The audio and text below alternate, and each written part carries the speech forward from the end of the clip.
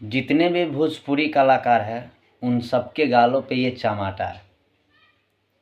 जिस तरीके से मनी महाराज और चांद जी का गाना है सेल्फी राज जी के साथ में, गंगा जमुना, इतना अच्छा वीडियो है जो लोग परिवार के बीच में भी बैठ के देख सकते हैं। लेकिन जितना भी सुपर स्टार लोग हैं ना, उनका वीडियो नहीं देख सकते आप लोग। वो तो पता नहीं किस नाली से वो लोग उठ के आए हुए हैं कि वो लोग तो बस लहंगा चोली और अन्य चीज़ों पे, जहां हम इस चीज़ को नाम भी नहीं ले सकते आप लोग के सामने। मनी महाराज जी एक अच्छे एक्टर हैं और अच्छे गाने के साथ है। इतना बढ़िया लोकेशन पे है वीडियो, जो आप लोग देखिएगा तो एक बार नहीं, दो बार नहीं, बल्कि मैं कह रहा हूँ 100 बार आप लोग देखिएगा, ऐसी वीडियो है।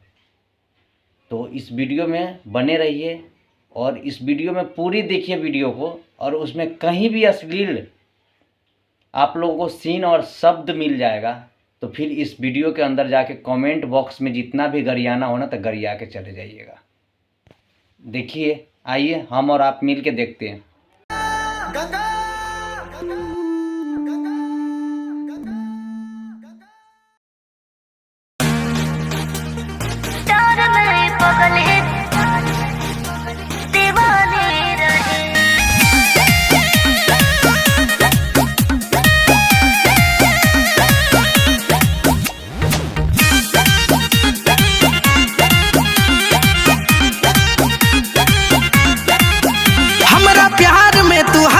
गुजर जइबू का, ई जमाना के डर से बिछड़ जइबू का। हमरा प्यार में तू हद से गुजर जइबू का, ई जमाना के डर से बिछड़ जइबू का। मोहब्बत के अलग कहानी रहे, जबले गंगा व जमुना में पानी रहे, तोरा प्यार में ही पगल ही दीवानी रहे। जबले गंगा व जमुना में पानी रहे, तोरा प्यार में ही पगल ही दीवानी रहे।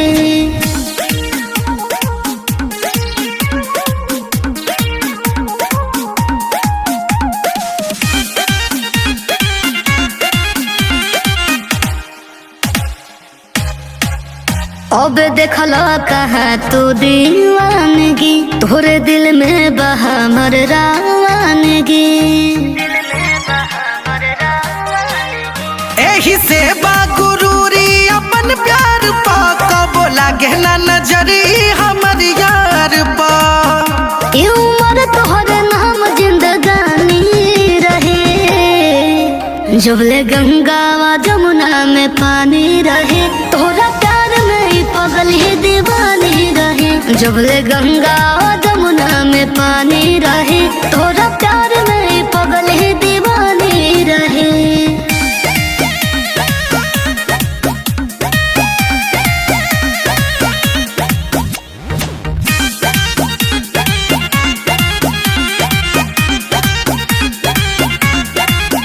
इश्क का होला सबके देखा दे हम, सच्चा प्यार करे सबके सिखा दे हम।